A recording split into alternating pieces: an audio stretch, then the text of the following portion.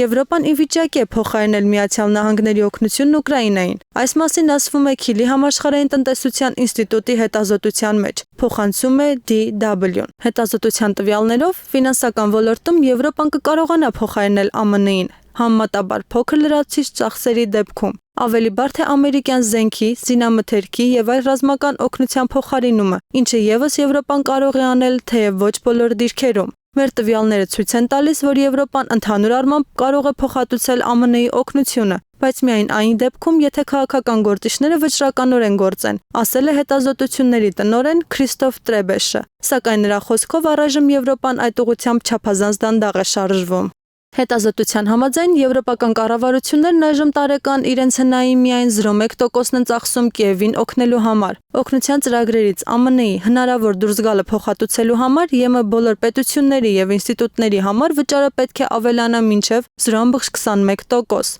Եթե ամբողջ Եվրոպան հետևեր Դանիայի օրինակին եւ ամեն տարի Կիևին օգնելու համար ծախսեր հնայի ավելի քան 0.5%-ը, ապա ԱՄՆ-ի օգնությունը կարող էր փոխհատուցվել նույնիսկ զգալի պաշարով, ասել է Տրեբեշը։